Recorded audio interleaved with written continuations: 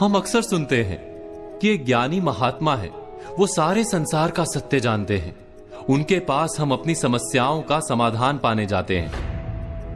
ये उचित भी है कि हमें ज्ञानी ध्यानी लोगों से जीवन और संसार का सच जानने का यत्न करते रहना चाहिए।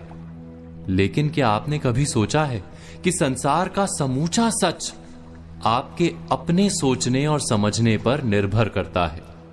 कोई ऐसी विद्या नहीं जिससे संसार में बिखरे सारे ज्ञान को कोई एक व्यक्ति समझ ले और हमको समझा दे।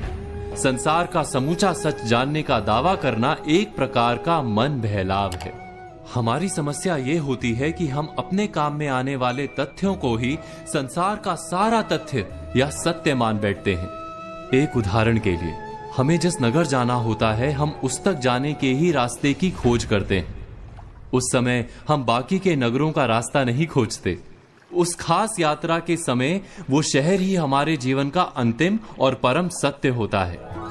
इसी तरह जब हम जीवन के किसी काल में किसी समस्या के समक्ष होते हैं, तब उस समस्या से पार पाना ही हमारा जीवन सत्य होता है। और उस समस्या से पार पाने का उपाय जो भी बता दे, वही हमारा गुरु बन जाता है।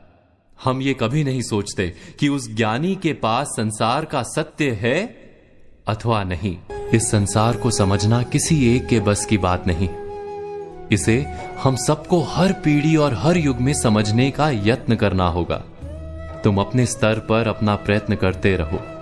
संसार को अपने अनुभव से जानने का यत्न करते रहो।